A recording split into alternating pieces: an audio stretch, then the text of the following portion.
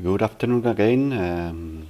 I'm presenting a new exercise we are going to do just to practice with some of the events we have learned in the previous activity. You have to build a Windows Forms application and add some components to it. The main one is like this text box, which I just tell you here all the properties it has to have. It's like a multi-line text box and read-only for showing messages, from when we trigger some of the events we have to program or we have to implement from the various other controls in the form.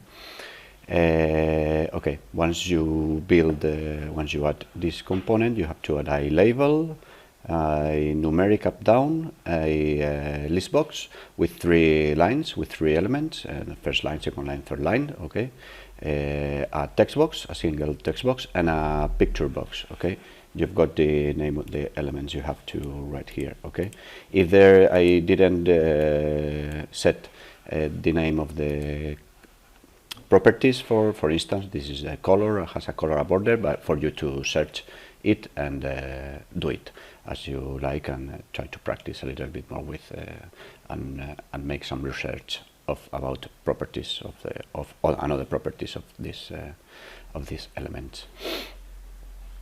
So try to imitate the aspect, the layout and aspect of this form, and just add the same components. The important part of the exercise is are the events. I have attached any event handlers that I have attached to the different components of it.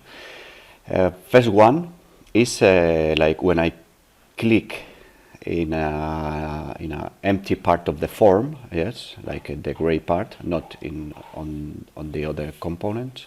If I left click, it shows a message. The left button of the mouse has been clicked over the main form. Left click again, left click again. If I right click here, it's the right button of the mouse have been clicked over the main form. Here, wherever. Not over the components, just over the empty parts of the form. So it is for detecting if the left mouse or right mouse or right button mouse has been clicked. You have to use the parameters, the second parameter of the event handler for the mouse click event, to know which one of the buttons I have clicked, if the left button or if the right button. This I leave you to use IntelliSense or to make some research of how to do it correctly. Good. These are 2 events that are attached to the form. In fact, the first one you have to do is when the form is loaded. We have already worked with this event, an event handler. Just show a message in this message text box. We follow with this label, and it says double click me. So we double click and we just indicate that the system has detected a double click on the label. Yes, well, this is a message I just made up. You can write whatever message, but when I double click the label, it must show whatever message in here saying that it's been double clicked. Not right click, not one click, a double click, so click. Good one. The next one is for this numeric up down component. If when the value changes, yes, numeric up down value change to value 1, value 2, 3, 4, you see. If it changes down, so 3. If it changes also, like saying this, 78, and I enter, I click enter or tab, the numeric up-down value changed to 78. Good. So this is the event handler you have to write for this component. In the list box, okay, so there are 3 lines. You have to know, okay, the selected index that is selected in the list box. So now the selected index has changed to the 0. Remember, in this box we have the 0, 1, 2, and some more. Okay, if I click on the third one, selected index is now 2. The first one selected index is 1.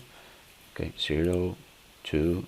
If I click the up key or down keys of the key down, key up of the keyboard, it's also much change because, okay, this is not a click, this is not a click event, it's a selected index. As you can see, selected index changed event from here. This is a text box, and we are going to use it to detect when a component gets the focus. Okay, it gets the focus. Usually, the text boxes get the focus when I just click inside and I'm ready to write some text. Okay, so I get the focus in the text box, so I am ready to write. If I click any other control, text box 1 loses the focus. Okay, the cursor is not anymore with the focus. Yes, it can be done also with the tab. Tab. If I click tab, so it gets the focus, and if I shift tab, it loses the focus. By the way, the tab index is incorrect in this form, but for this exercise, doesn't matter. So again, in the text box, we have to link or raise another event. Is when I press a key. If it got the focus and I press a key, yes, you see, I press the key R, so I show the message that key R, the character R, has been pressed and released. Okay, so it's a pressed event. So I click the Shift T, yes, the key T has been pressed already.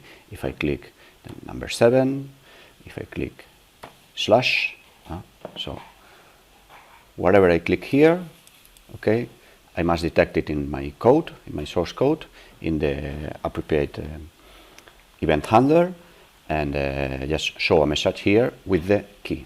For this one, also you should also use the arguments, the second argument passed to the event handler, which is, you will see, it's got a special name. Not event args as usual, or in general. It's got a different name. So, but you have to just see what's inside that second argument, and you can get the key from there. And last, we have the image. This is an image, a picture box with whatever image. You download the image, whatever image, and set it up in the picture box. It's easy to do it. We haven't seen it, but I think you can manage it and make it up. So just load an image, but even if you don't have the image, this is just to detect when the mouse enters, okay, and when the mouse leaves a sound or a component, an element of the user interface. So it's like when the mouse gets inside the image, it triggers a mouse enter and mouse leave. So that's all for now. Hope you get a better understanding of what are events and event handlers. Thank you, like the video, and bye bye.